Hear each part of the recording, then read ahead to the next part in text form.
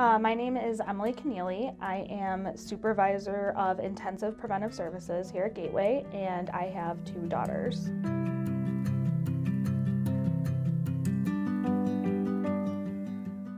So we had been trying to start a family for a while and it wasn't happening, so we decided to focus on adoption because we had always talked about doing that, and that's when we kind of met Mariah and decided like that was going to be our path. And so Mariah moved in May 1st, 2020, right when the pandemic started. And then 2 weeks later, we found out I was pregnant. So we had a lot happen in 1 year.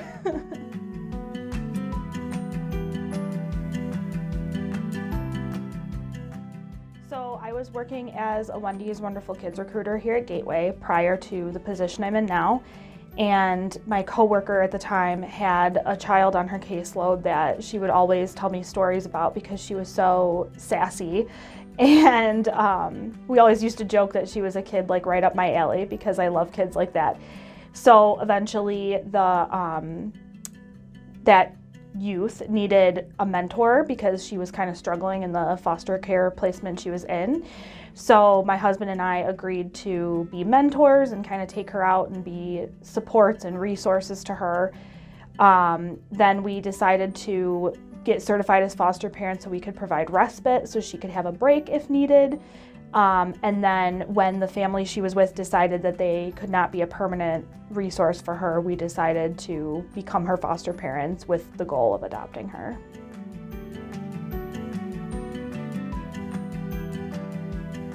Mariah is a great big sister. I always tell people, I think my younger daughter's name is Harlow. I think having Harlow was the first time that she was able to give and receive unconditional love. With us, we always tell people Mariah loves me and my husband as much as she can right now. It's dependent on her journey with healing and the trauma she's experienced. So we know that as much as she's able to, she loves us.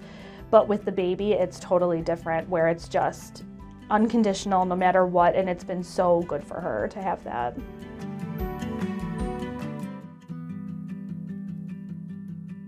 Yeah, I think in some ways it was good because we didn't have anything to compare it to, so we just kind of jumped in head first. But I think the way we made it work was when things did go wrong or we had an issue was admitting to Mariah, we're learning too. Like, maybe we didn't handle that situation the way we should have, but let's figure it out from here on out. So I think it was kind of cool in a way because it was more like collaborative parenting where we could have conversations with her and get her input on what happened or certain situations, and that part of it that's kind of how we handled it, was just admitting when we didn't know or when we didn't handle things the right way because we were still learning how to be parents.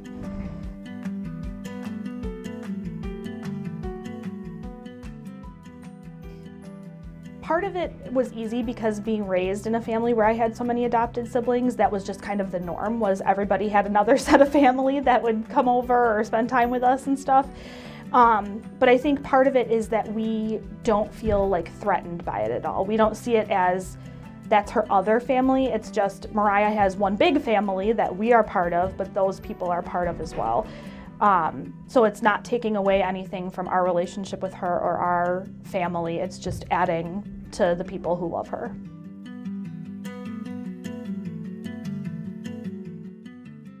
I think the main challenges that we had, the first one was connecting her to good mental health treatment. So prior to living with us, she really had not had much in the way of counseling or anything like that.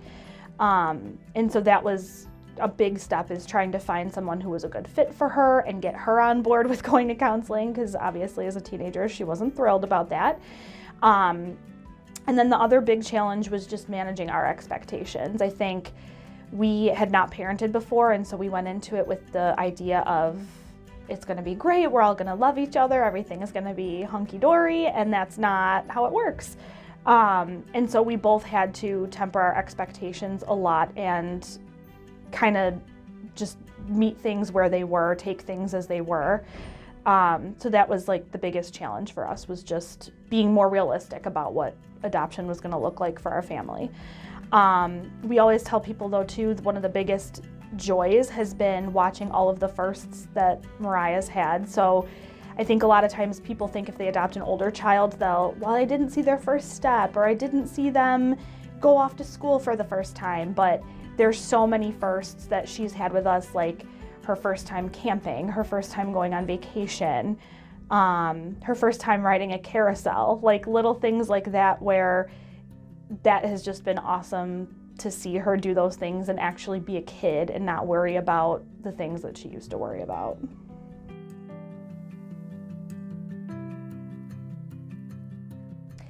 I think the biggest thing is do your homework and be educated.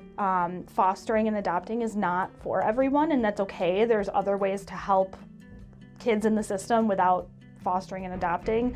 But if you are feeling called to do that, definitely do your homework and find an agency that's a good fit for you. Make sure you maybe speak to people who have already fostered or adopted, just to make the most educated decision for you and your family, because it is so challenging on a daily basis.